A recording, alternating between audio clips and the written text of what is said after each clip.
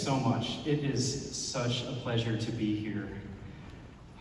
A lot of thank yous. I actually wrote some notes for this. First of all, I want to thank the Furman University musical faculty and staff for hosting this event, as has been hosted for years and years and years. Thank you for the beautiful facility to play in. Thank you for just being there to take care of every little thing that we have been asking for. It's just amazing. Couldn't do it without you. Thank you to the music teachers that have been in the classrooms, helping with all of the things that we need to make these bands function. As you can imagine, there's a lot of things that have to happen, and I've had the best music teachers in the classroom. And thank you to the music teachers that are teachers of these students. And if you're just a music teacher in the state and you just came here to listen to the concert, thank you. I taught high school band for 5 years, and I know it is often a thankless job. One of the best jobs in the world, though. So thank you for doing what you do.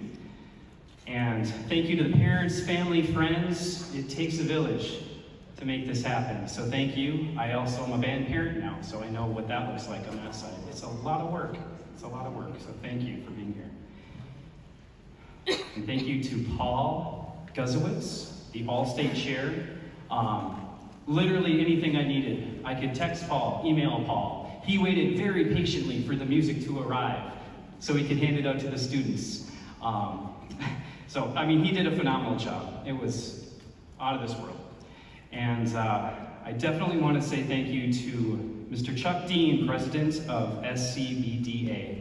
If it wasn't for Chuck, I would not be here today. That is, we had a conversation, I think about 3 years ago at the Midwest Clinic, and he just asked me if I'd like to come conduct one of the bands, do a commission, and it's something I don't take lightly, getting the privilege to stand in front of a group like this. It's like career, you know, it's a big milestone in a conducting career to conduct all-state bands, and to work with students like this, and to write for students like this. So thank you, Mr. Dean, for trusting me with that responsibility. I mean, he's been cognizant of the history of SCBDA. I've learned so much about the rich history of the state. At the same time, he is forward-thinking. And this summer we had a conversation about some ideas I was having for the piece that you're about to hear. And I told him I really want to call it Earthshine, which I got into photography over COVID when I couldn't do any traveling. And I was taking some pictures of the moon, and then I was reading something. And what Earthshine is, if you don't know, I just learned this summer, is when you have the crescent moon, but you can see the silhouette of the full moon.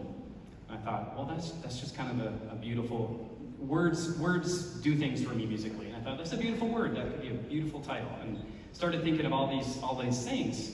And I started thinking more about it, and I'm like, huh. But there's also that dark side of the moon. It's kind of spooky. It's kind of ominous. What's going on there? So, and I wanted to write a piece that would inspire the students to think about all of these different things that we've been talking about this weekend. So then I stumbled upon this Radiohead song called "Subterranean Homesick Alien," and so I put those. I'm like, that could work. So I kind of put those things together. I know, right? And there's this 4-note chromatic motive in the piece. And so I used that. You'll hear it right away in the flutes and oboes if you listen. I wrote this little melody just around this. And then I later took it and put it in the low voices when they have kind of this grittier, earthier kind of groove going on. So that was how I constructed the piece. Let's see where I got my notes here. Okay. And last but not least, I owe the biggest thank you to the band.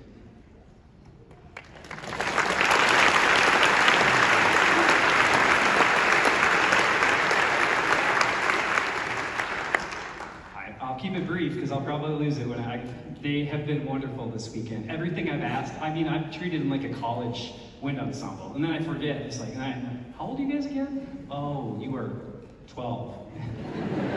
They don't sound like it though when they play. And my goodness, anything I asked of them, they jumped anything I wanted. You know, oh, do this different. And not only that, they engaged with me in conversations about the music and about life. We talked about math quizzes. We talked about how work ethic applies to math. It's all sorts of things. I had great conversations throughout the weekend.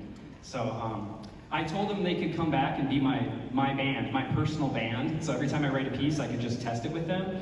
But they decided Minnesota was too cold. We got 8 more inches of snow just this morning. So they've taken a pass on that. But I hope I get the opportunity to work with these students again someday. They have been phenomenal. So thank you. Wherever you guys go in life, talk to the band. Wherever you guys go in life, make band a part of that. Make music a part of that. Okay? And forever, 2023 Junior All-State Band is our band. Okay? All right.